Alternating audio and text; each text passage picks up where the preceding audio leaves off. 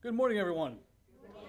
It's great to see everybody today. I counted 20 people in here this morning. This is wonderful. I think this is our largest group since we've been back, officially back since the COVID shutdown. So welcome everybody. Welcome to Youth Spiritual Center. My name is Nick Humphrey. I'm the spiritual leader here. We welcome you here. Doesn't matter what path you've been on or what path you are on, we welcome you and we're excited to have you here today. For I've heard it said that there's 100 paths up the mountain, all leading to the same place. So it doesn't matter what path you take. And we're honored that your path has led you here today, either here in person with the 20 of us or here in person with us on Facebook Live. We welcome you here. Unity, this was off of the Unity website. The teachings of Unity bring together ancient wisdoms with new interpretations of what it means to be alive and human. Unity inspires different ways to look about the force of love and intelligence that many people, we here at Unity Spiritual Center, call God. And so we welcome you here to Unity Spiritual Center. We hope that you have a pleasant time and a wonderful time feeling that presence that's within all of us. As we say in one of our Unity principles, we all have that spark of divinity within us. So please acknowledge that spark today and feel that spark here today. We're going to start off today with a wonderful song from Mr. Howie.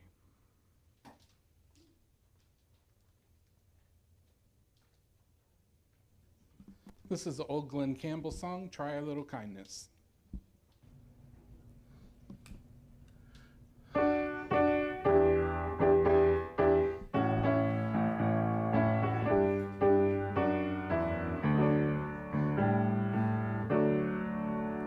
If you see your brother standing by the road with a heavy load from the seeds he sowed, and if you see your sister falling by the way, just stop and say, you're going the wrong way. You got to try a little kindness, yes, show a little kindness, shine your light for everyone to see. And if you try a little kindness, then you'll overlook the blindness of the narrow-minded people on the narrow-minded streets. Don't walk around the down and out. Lend a helping hand instead of doubt. And the kindness that you show every day will help someone along the way. You got to try a little kindness, yes, show a little kindness, shine your light for everyone to see. And if you try a little kindness, then you'll overlook the blindness of the narrow-minded people on the narrow-minded streets. You've got to try a little kindness, show a little kindness, shine your light for everyone to see. And if you try a little kindness, then you'll overlook the blindness of the narrow-minded people on their narrow-minded streets. Y'all did good today.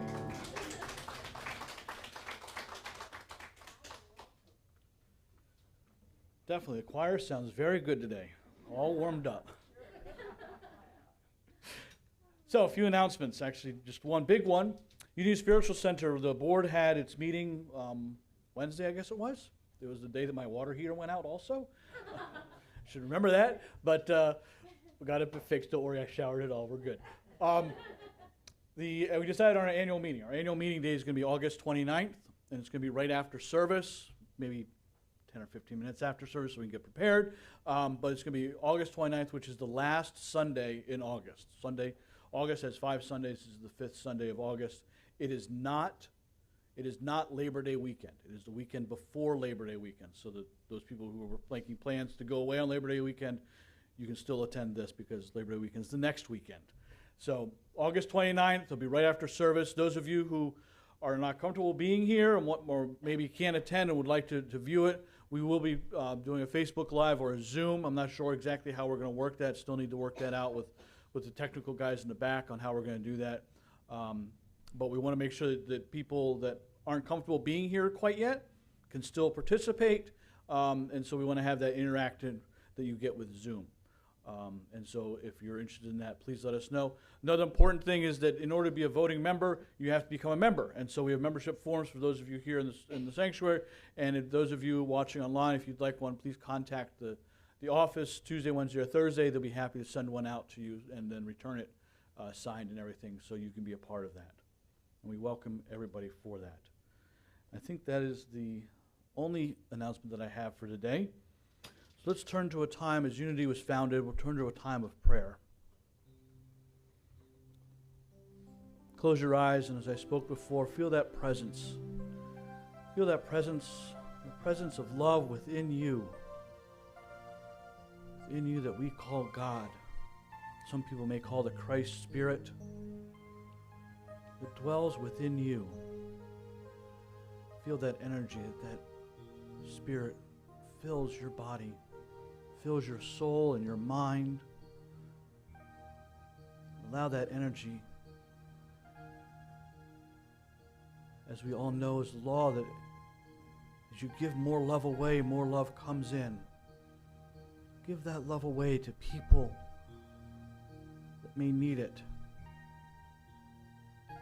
People who are dealing with tragedies in their lives, people who are sick, families torn apart by different things happening in the ego world, and see them as they truly are, truly child and children of God, with all having that spark, that energy of love within them as their truth. Send that feeling out to everybody in the world, friends and family, acquaintances and strangers, politicians left and right. See them as they truly are, the divine spark within. And so it is. Amen.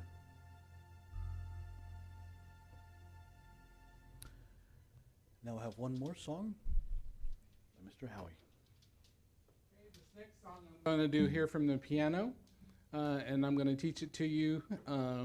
Some of it I'll sing, and then you'll sing, and then after a while it gets repetitive, so then we can just start singing it together. This is a song that Dixie found that has a really good message.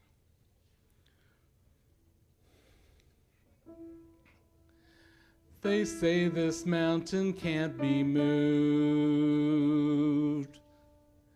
They say the chains will never break. Okay, so let's sing that. They say this mountain can't be moved. They say these chains will never break. Okay, the next phrase is, but they don't know you like we do. There is power in your name. Let's sing that. But they don't know you like we do. There is power in your name. We've heard that there is no way through. Sing that. We've heard that there is no way through. We heard the tide will never change. They haven't seen what we can do. There is power in your name. So much power in your name. Move the immovable, break the unbreakable. God, we believe. God, we believe for it. From the impossible, we see a miracle. God, we believe. God, we believe for it. We know that hope is never lost, for there is still an empty grave. God, we believe no matter what, there is power in your name. So much power in your name.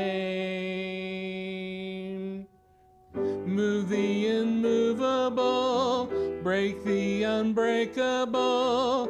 God, we believe. God, we believe for it. From the impossible, we'll see a miracle. God, we believe. God, we believe for it. You are the way when there seems to be no way. We trust in you, God, you have the final say. You are the way where there seems to be no way. We trust in you, God, you have the final say. Move the immovable, break the unbreakable. God, we believe. God, we believe for it. From the impossible, we see a miracle. God, we believe. God, we believe for it. God, we believe. God, we believe for it. Y'all did good.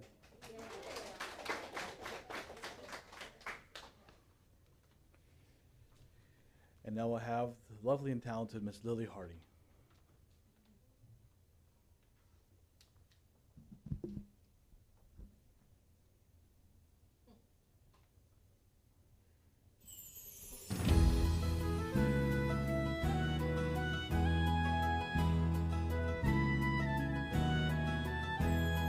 Watch all the flowers dance with the wind. Listen to snowflakes whisper your name. Feel all the wonder lifting your dreams. You can fly. Fly to who you are. Climb upon your star. When you believe, you'll find your wings. Fly to your heart. Touch every rainbow, painting the sky. Look at the magic glide through your life. A sprinkle of pixie dust circles the night. You can fly. Fly to who you are. Climb upon your star. When you believe, you'll find your wings. Fly everywhere you go. Your soul will find a home. You'll be free to spread your wings. Fly. You can fly to your home. Rise to the heights of all you can be.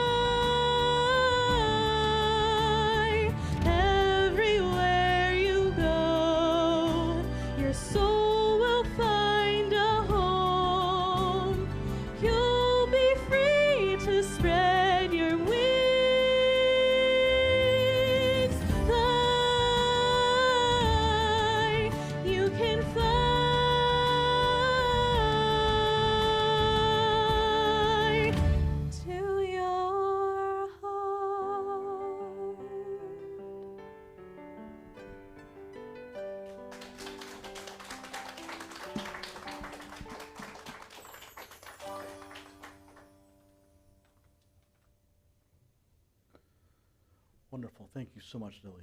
Appreciate that. Now we'll turn to our daily word. And our daily word today is realize. If you'll say the affirmation with me. I realize the power of spiritual truth. I've had many aha moments throughout my life when something has befuddled me for years suddenly becomes clear. It may have been something I've tried to learn at school, a skill I practiced and tried to master as I grew, or even an idea that challenged my understanding of the world around me. Whenever I realized something new, I could feel my world expanding, opening up before me in fresh, new, and exciting ways, making me eager to discover even more.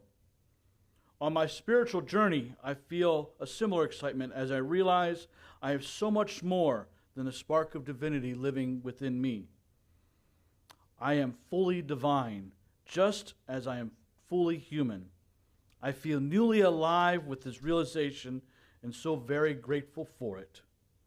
And from Genesis chapter 28, verse 16, then Jacob woke from his sleep and said, surely the Lord is in this place, and I did not know it. Let's take this thought of a spark of divinity within us that's greater than that to a time of quiet contemplation and meditation. Put aside all thoughts for the day. Breathe deeply.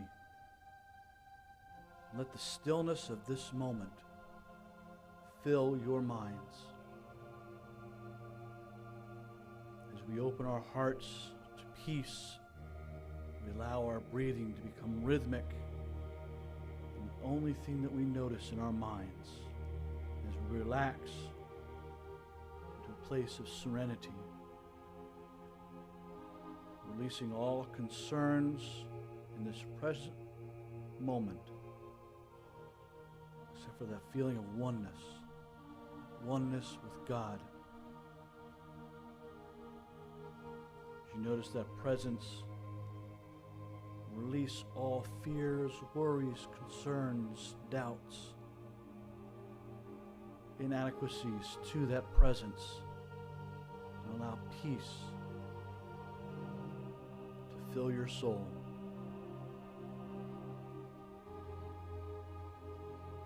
You're centered and peaceful,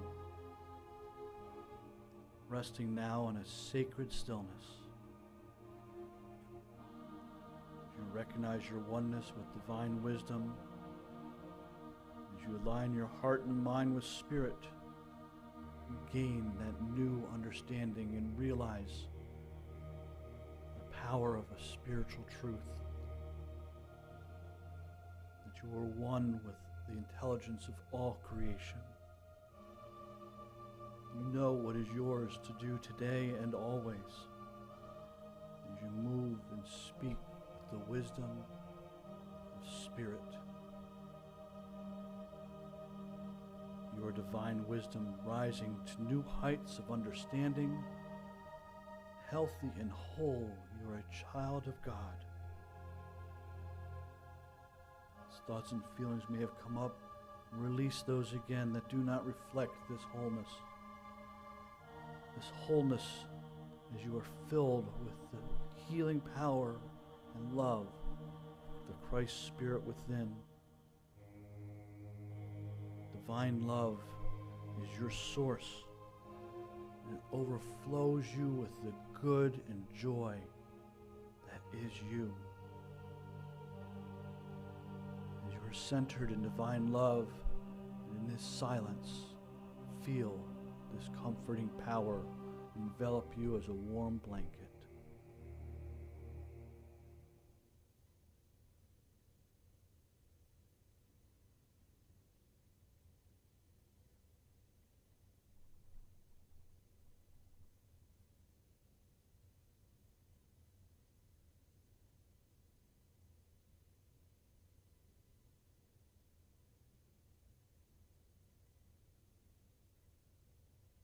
You come back into this place, feeling the seat beside you and acknowledging the people around you. Give thanks to that God within for being all sufficient and all providing for your needs. Let go of all concerns. Accept the certainty that you are a child of God, prospered by divine love. With gratitude for divine love, we accept the good that awaits us all. Amen.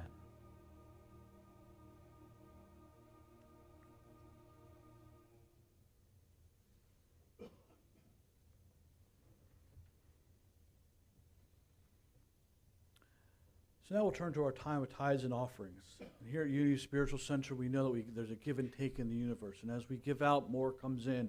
And as we give out, more comes in. As we give, more comes in.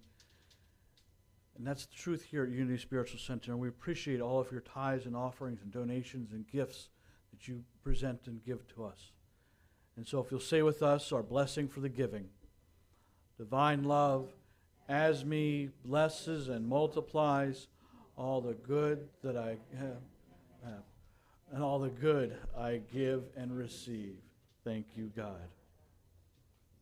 If you're doing this watching us live on Facebook, you can go to our website, unityspiritualcenterhouston.org. There's a place up there in the upper ribbon for donations. And you can set a one-time or recurring gift. Either way, we appreciate you and we honor you. Thank you for being here with us today.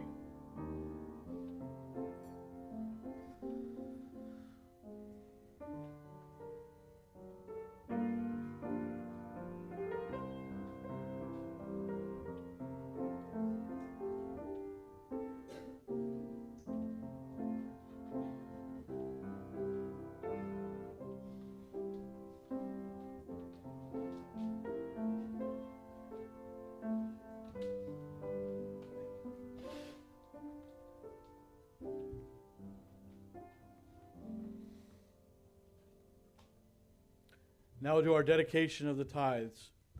We dedicate these tithes and offerings to the will and work of Spirit for the highest good of all.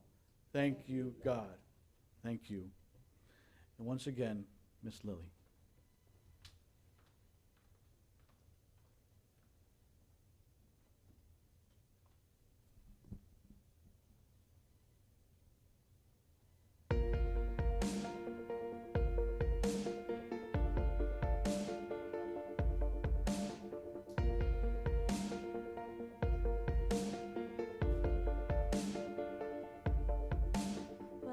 Everybody's got a story to tell, and everybody's got a wound to be healed. I wanna believe there's beauty here, 'cause oh, I get so tired of holding on. Let go, I can't move on. I wanna believe there's meaning here. How many times have you heard me cry out, God, please take this? How many times have you given me strength to just keep breathing?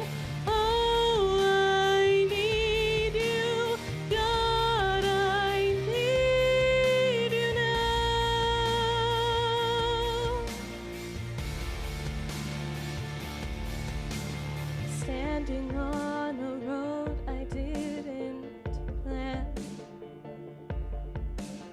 wondering how I got to where I am. I'm trying to hear that still small voice. I'm trying to hear above the noise. Have you heard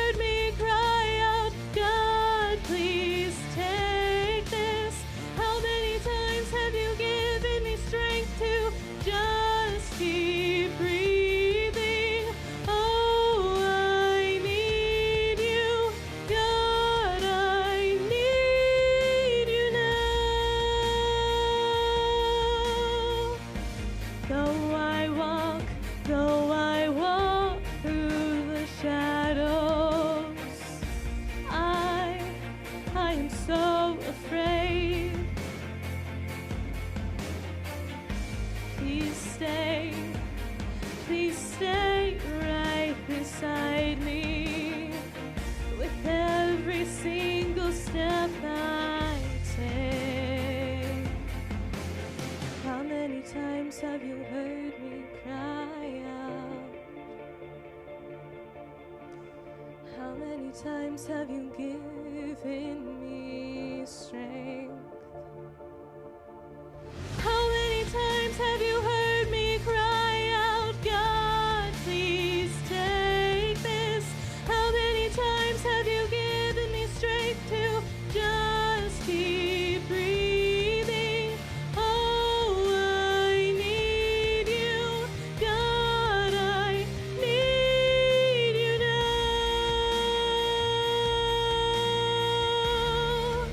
I need you now.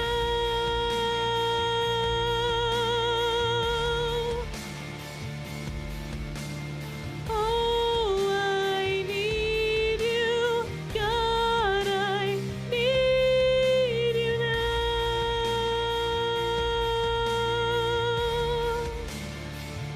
I need you now.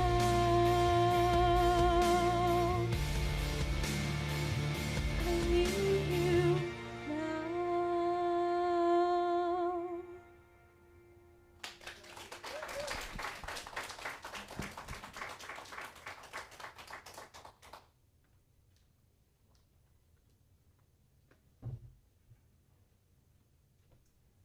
Got a new friend.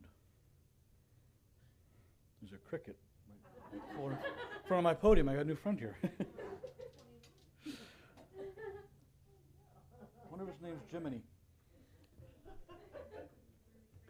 Jiminy Cricket. So, now it's my turn, I guess. When I was a kid, I'm going to leave this slide up for just a second. When I was a kid, I was fortunate enough to be able to take a vacation with my family. We go on vacation generally around this time, after my birthday, beginning of July, and we go to Cape Hatteras.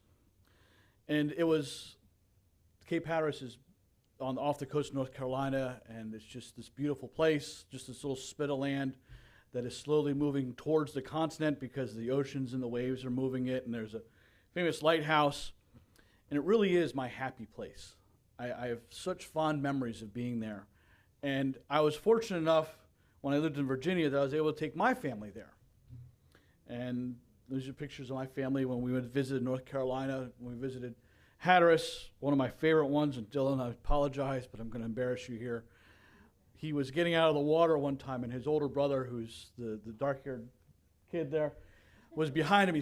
My son had long hair. He's always liked to have long hair. And he was spiking the hair up behind him. And Dylan was 6 or 7 at this time.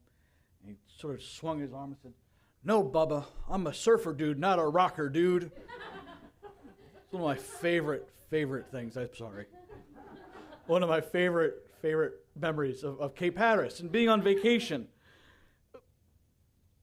And I realized that when I moved here that people don't take vacation. They take vacations here in the summertime. And I went and met with this gentleman because I was looking for a job, and he had some leads for me. He was getting ready to take a vacation up north. I'm like, well, that's smart. He had property or a house in Nova Scotia. And so he goes to Nova Scotia for a month of August and beats all this heat that we suffer from here. But here, we're in Houston, and we can't go on vacation right now. So we're going to go on vacation and have a staycation. And so for the next couple of weeks, and I started last week, we're going to stay and examine as a collective vacation, and examine some attitudes and some beliefs that keep us from expressing God's love. We started last week with taking a vacation from scarcity. And just to remind you, you do a reality check and realize that we have everything that we need right now at this present moment. Don't worry about the future and the car payment. What do you need right now? And opening up and seeing the good that's right in front of you always. That's always there. And lastly is be a giver of life, because you can't have scarcity if you're able to give. Give love. Give a smile. Give a handshake if you feel comfortable. Those sort of things allow you to break that scarcity and take a vacation from those error thoughts that we may have that we're not good enough. Did anybody experience any of that this week as taking a vacation? So today we're going to do something different. We're going to look at something that absolutely keeps us from expressing God's love. You know, it's wonderful to talk about expressing God's love, to meditate on it, to think about it, to read about it, to agree with it, to proclaim it in your affirmations daily. But sometimes it's just a real bear to practice. And what makes that difficult in so many times? Other people. Right? If only other people would do what you want them to do. If only other people would not be foolish and get in your way. If only other people would be just like you and do things just the way you want it done. You could be so happy and affirm your affirmations and express your love. Yes, even you, Jim. You can do this. I know you can. So this week we're going to examine taking a vacation from anger. And particularly the anger that you may have towards another person. Because it gets in the way of our expressing God's love.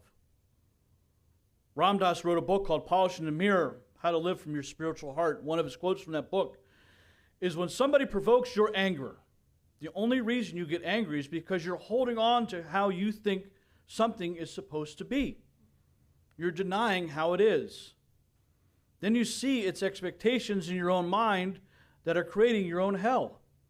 When you get frustrated because something isn't the way you thought it should be, examine the way you thought. Not just the thing that frustrates you. You'll see that a lot of your emotional suffering is created by the models of how you think the universe should be and your inability to allow it to be the way it is. Admittedly, this happens in just a nanosecond. These thoughts. And without a conscious awareness. But I think it's a pretty accurate assessment of what's going on. I'm not saying don't get angry. Being angry is a feeling. It's part of who you are. You're allowed to be angry. But it's when you bottle it up. Now, I'm a Cancer, so I'm a crab, so I do that quite a bit. I bottle up my feelings and bottle them up, and then I explode, which isn't healthy. And it's not healthy for you either, even if you're not a Cancer crab. Because of, just stuffing, it's just that powder keg. Ernest Holmes wrote, when our minds are filled with thoughts of anger, hatred, and resentment, we are pouring into our body poisons in the making. But degenerate thoughts can be turned into creative, energizing, vitalizing ones. Anger can be turned into love. The very power that has been destroying can be made to build up. They're great words, and I agree with them 100%, but they just stop just a little short about how. How do we do this? How do we change these thoughts and feelings into love? There's a lot of people that my parents have worked with hospice for several years, and I've been reading a lot about death and dying and people in hospice, and some people say, I wish I had done this. I wish I had been more kind to this person. I wish that this had happened. And I got to thinking the other day about when I was writing my talk and working on it. There was a kid who was a neighborhood kid of a friend of mine. And I go over to my friend's house, and this kid was probably 3 or 4 years younger than me. We were 14 and 15, big high school kids, and he was, maybe a 6th grader. But he loved to hang out with us. And we'd always try to lose him on our bikes. We'd go tearing off on our bikes, and we'd, lose him, and he'd get lost and stuff. But I remember the time that I went to this poor kid's funeral. He passed away. He was climbing on a cliff by our house, by our homes. We weren't there. We weren't a part of this at all. It wasn't us. But he fell off the cliff and died. And I can remember going to that funeral and crying as a 16 or 17-year-old. I mean, 16 and 17-year-olds don't cry. But I remember crying and feeling so badly of how I treated this kid. And I remember saying, I'm sorry. I'm sorry I treated you that way. I'm sorry that this is how it happened. So let's not get to the end of somebody's life or the end of your life and wonder if there's a better way. Wondering what else might work. Yeah, he was a pain in our butt, but he could have hung out, I guess. Anger can be turned into love. The very power that has been destroying can be made to build up. Anger has been used in many creative endeavors. Mothers Against Drunk Driving was formed. There's the TV show America's Most Wanted. That was formed by a gentleman whose son was brutally kidnapped and killed. Correcting social injustices. When you get angry, if you turn it into an anger, turn it into an outpouring of love where you can help and assist people. These are the things that Ernest Holmes was talking about. We have so much anger in this world. Perhaps you have anger within you. The fact that we need to love one another is through all spiritual teachings. It's in the Bible, it's in the Hindu books, it's in the Torah, and in many others. But how do we do that? This morning, I want to give you 5 steps to take a vacation from anger. And the steps are: be quiet, be wrong, feel loved, get loved, and be loving. So let's start these out. Be quiet. When we're upset, we often lash out at people. No, that's not right. No. Well, you're a jerk. Quit hanging around with me, kid. There's once a little boy who had a bad temper, and his father said, what I want you to do is I want you to go over to that fence. Every time you feel that you need to express your anger, I want you to hammer a nail into that fence. One day he hammered 37 nails into that fence. But over time he found it easier and easier not to get angry. He put less and less nails in the fence. Finally, one day came when the boy didn't lose his anger at all. And the father said, every day that you don't lose your anger, I want you to take a nail out of that fence. Take a nail out of that fence. So as the days passed, finally he was able to tell his dad, hey, Dad, there's no more nails in the fence. They're all gone. The father took him to the fence and showed it to him. He said, son, that's great. There's no nails in the fence, but look at all these holes that we've put into this fence. These holes that will never be healed. These holes that will be there. It's just like when you say things in anger. You can scar people. You can apologize all you want. No matter, that wound is still there. Think for a moment. Think for a moment in your own lives. When you last spoke to somebody in anger and ended the conversation feeling genuinely happy, loving, and loved, and feeling closer to that person. Feeling like you moved the relationship in a better direction. I don't think you could ever think of a conversation that you've had like that. That old advice of counting to 10 before actually speaking is quite sound. I simply suggest removing yourself from the situation. My daughter had a softball coach, and the softball coach had a rule for the parents.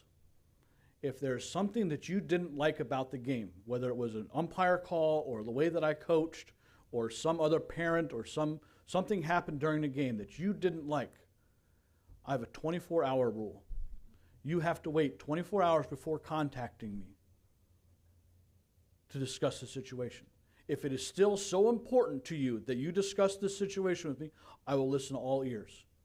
But I want you to have that 24-hour cooling off period, so that you can take a breath and it's not right up in front and you have that anger built up inside of you.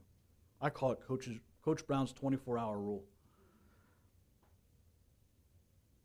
Something to think about. The second one, be wrong. we don't like to be wrong, do we? We don't like to be wrong at all. Being wrong is not in our DNA. We are always right. Well, I know I'm a little young, but I do remember seeing reruns of Lucy. And Ricky Ricardo saying, "Hey, Lucy, you got some splaining to do." So I bet you're thinking, okay, Nick, explain this to me. In this context, I'm not saying that that is bad or unworthy or ungodlike to be wrong. I'm not good enough, or any of those other definitions. What I mean is in this context, 2 + 2 = 5 is wrong. No matter how many times you write that, you're never going to be able to balance your checkbook. And if you do, let me know, because I'd really love to know how you do it. Balance your checkbook by saying that 2 + 2 = 5. Getting angry is wrong. It is never, but because it'll never take the place of being loving. It'll never make you happy being angry. But after you've been quiet, you can sit back and reflect on that moment. Take yourself to the realization that the anger you're feeling is wrong. In other words, being angry will never make you happy. It will not support the relationship. It will not even remotely help you express God's love. So when you feel disappointed and angry, repeat, if I'm disappointed and angry, I'm wrong. And I won't be able to maintain those feelings for long, just like that 24-hour cooling off period. If you think about it, think about the reaction, think about different things going on. It's important that you go down. It's important that you go down that unhelpful road of beating yourself up. It's not the intention behind this step. Again, the intention is realize that the feeling this way, feeling angry, will not make you happy. Just like 2 + 2 = 5 will not balance a checkbook. Number 3, feel loved. We become afraid of conflict. We react in anger because we don't feel love. We're absolutely certain that we are loved. The disagreements and anger with other people are no longer threatening to us. You can have disagreements with people, but it's when you do it in anger, when you do it with that rage that sometimes comes out. What is anger? It's a response to not feeling loved. Let's say somebody sneaks into your house, steals $2 off of your kitchen table. And it was the last $2 you had, and you were ready to go buy a loaf of bread with that $2. You may be upset at that thief. How dare that thief, this horrible person, comes and steals from you? But look at that again. Look at that same situation again. You have $2 on your table, but you have $1 million in the other room. Are you still just as angry at that thief?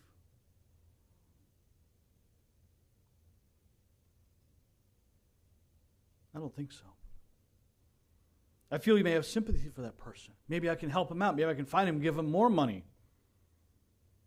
In this sense of anger, you're actually it's being useful to remind you that you need to make a conscious effort to remember the love that you are and that you have in your life. It is from that moment that you can turn and begin to turn, as Ernest Holmes suggested, that anger can be turned into love. Remembering that you have that love behind you, that you don't have to be angry. But if you can't remember that you are loved, and that doesn't do it for you, then get loved. Find someone who loves you and talk to them. Take responsibility for your anger and let them love you right in the middle of it. Saw a meme that said, if you're going to sit in darkness, allow me to sit in darkness with you. Allow me to love you in this moment. And that's where we need to get with some people. I refer to people that do that as wise men or women who can love us right through our hissy fit and helps us feel how loved we really are. Think of somebody that maybe as you were ranting and raving about something that happened at your work or happened during your day, said, I'm here, I'm listening. And how that made you feel.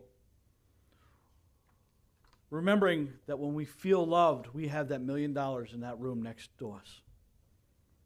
And there really isn't anything to be angry about. The last one is be loving. Being filled with love is certainly an advantage when you're attempting to love one another. However, you don't have to wait to be filled with the love before you attempt it to give other people. The miracle of love is that you can often multiply it as you give it. As you give out love, you get love back. It's not, well, let me give a little love here and a little love here because I don't want to run out. You never run out. You never run out of it. That is the miracle of it. By simply choosing to do something unconditionally loving. Remember last week about the trance of scarcity. Give. In this case, give love. Princess Diana once said, I think the biggest disease the world suffers from this day and age is the disease of people feeling unloved. I know that I can give love for a minute, for half an hour, a day, a month, but I can give, and I'm very happy to do that and want to do that. Why do we want to do that? Because being loving is wonderful. It's a wonderful thing. Why is being loving such a wonderful thing, you ask? Why does it make us feel good? Because it's in our divine nature to be love. We were born to love. We were born from love. We just sort of lost that thought along the way. It's natural for us to want to express God's love. So recap, be quiet, be wrong, feel loved, get loved, and be loving. I don't want us to have to look back on our lives or a relationship and say now that it's over because that person has left this earthly plane and say, I wish I hadn't gotten angry with them less. I wish I had loved them more.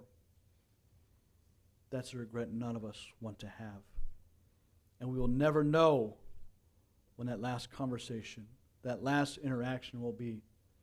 So my friends, we are here to express God's love, to express it to each other. We can't do it when we're angry. Perhaps today we can take a permanent vacation from anger by finding a better way. Amen.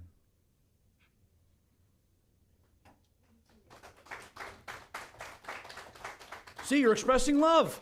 Thank you. I needed that because I was angry with myself. Now we're going to sing our peace song and do our prayer for protection at the end. Thank you.